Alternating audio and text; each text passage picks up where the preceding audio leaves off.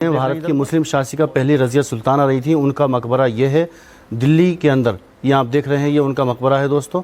तो दोस्तों गेट के अंदर, गेट पार करके हम आ चुके हैं और ये आपको रज़िया सुल्ताना और उनकी बहन की कब्र ये दोनों नज़र आ रही हैं। ये देखिए मेरा इशारा, ये सामने दोनों कब्रें हैं।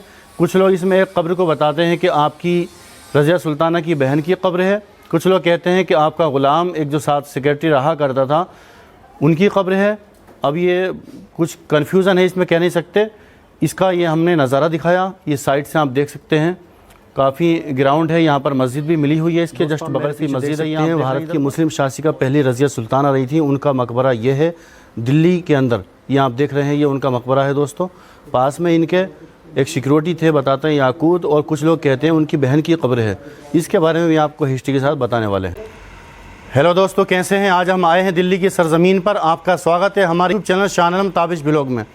दोस्तों आज हम आपको एक ऐसी चीज़ दिखाने वाले हैं जो आपने सुना होगा कि सबसे पहली शासिका मुस्लिमों की जो रही थी, रज़िया सुल्ताना कह लें या रज़िया सुल्तान, उनकी कब्र पर, उनके मकबरे पर हम आए हुए हैं। ये तुर्कमान गेट पर है दोस्तों, चांदनी चौक के पास में तुर्कमान गेट पड़ता है। मैं आपको दिखा दूँ, ये देखेंगे हमारे कैमरामैन दिखाएंगे। ये कब्र जो आप देख रहे हैं दो बनी हुई, ये एक कब्र दोस्तों रज़िया सुल्ताना की है। दूसरी ये कब्र आप देख रहे हैं, कुछ बताते हैं कि उनकी बहन शाजिया की ये कब्र है। लोग बताते हैं कि ये कब्र जमालुद्दीन उर्फ याकूत, जो उनका सिक्योरिटी गार्ड था या उनका एक ग़ुलाम था, उसकी ये कब्र है।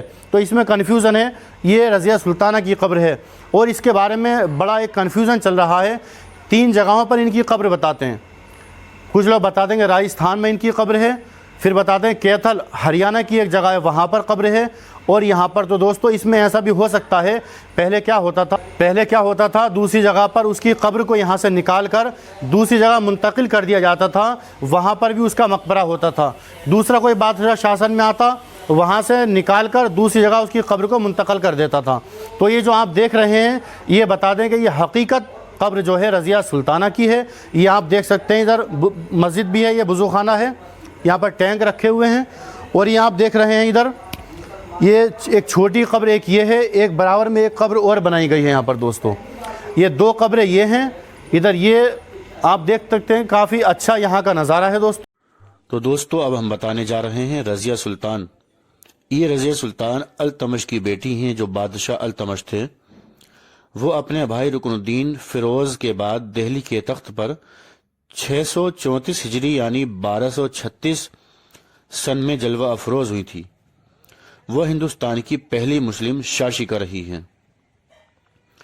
दोस्तों रज़िया सुल्तान का जन्म बदायूं में 1205 में हुआ और इंतकाल 1240 में दिल्ली के अंदर हुआ।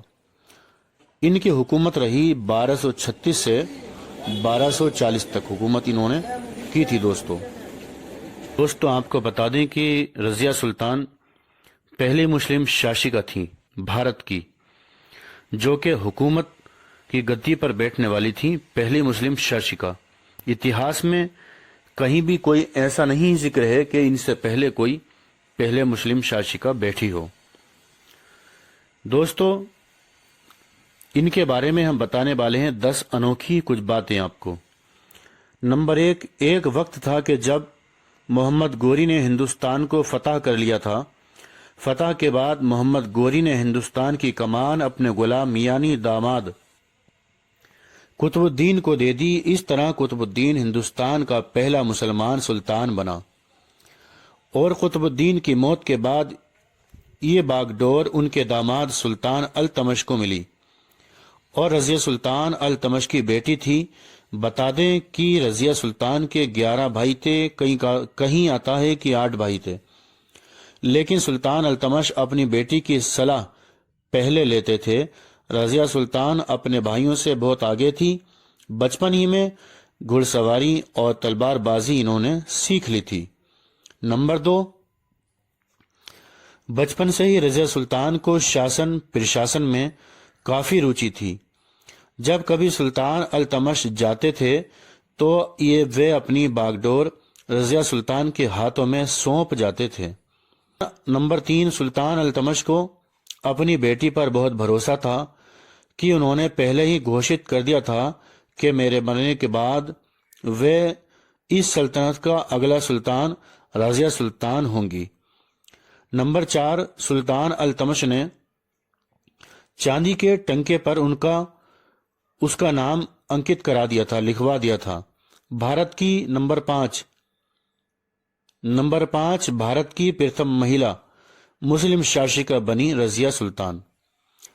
نمبر 6، رضیہ سلطان نے پرتا کو بھی چھوڑ دیا، انہوں نے مردوں کا لباس پہننا شروع کر دیا تھا۔ نمبر 6، رضیہ سلطان نے کئی روڑی وادی پرمپراؤں کو بھی درکنار کرنا شروع کر دیا تھا۔ انہوں نے مردوں کا ڈھنگ اپنا کر لوگوں کو چکا دیا تھا۔ اس کے بعد رضیہ سلطان نے نئے سکے بنوائے جس پر لکھا تھا کہ مہیلاؤں کا سنتم سمے کی رانی شمس الدین التمش کی بیٹی۔ نمبر 8، رضیہ سلطان نے کئی اسکول اور شکشا کیندر کھلوائے تو کئی جگہوں پر لائبریری بھی جہاں پر پراچین کتابوں کا سنگرہ رکھا جاتا تھا۔ نمبر 9، رضیہ سلطان نے پرتھم مہیلا سلطان کے روپ میں دلی پر شاسن کیا تھا۔ وہ بہت بہادر اور ساہسی تھی، کئی قابل تعریف نرنئے بھی لیے تھے، لیکن دشمنوں کو ایک لڑکی کا گدی پر بیٹھنا نہیں سہا گیا اور رضیہ سلطان کا شاسن بہت لمبا نہیں چل سکا۔ نمبر 10، رضیہ سلطان کے ہاتھ سے دلی کی باغ ڈور چھوٹ جانے کے بعد پھر سے پانے کی کوشش کی، لیکن ایسا نہیں ہوا اور دلی سے انہیں بھاگنا پڑا۔ اس دور لوگوں نے ان کا جٹ جو تھا وہ لوٹ لیا تھا اور 14 اکتوبر، کہیں پر آتا ہے کہ 13 اکتوبر 1240 کو دلی میں رضیہ کو مار ڈالا۔ کہتے ہیں کہ ایک درخت کے نیچے گھوڑے روکے رضیہ سلطان نے اور وہیں پر سستانے کے لیے بیٹھے۔ بھوک سے برا حال ہو رہا تھا۔ وہاں سے گزرنے والے ایک شخص نے انہیں کھانے کا کچھ سامان دیا۔ چند گھنٹے بعد 14 اکتوبر 1240 کو اسی درخت کے نیچے سے لاشیں ملی۔ موت کے بارے میں کہا جاتا ہے کہ پیچھا کرتے ہوئے فوجیں وہاں پہنچ گئی تھیں، اور دوسرا خیال یہ ہے کہ جس شخص نے کھانے کا سامان دیا تھا اسی نے بعد میں ساتھیوں سمیت آ کر قتل کر دیا تھا، کیونکہ رضیہ نے بیش قیمت زیورات پہنے ہوئے تھے، کافی زیورات پہن رکھے تھے۔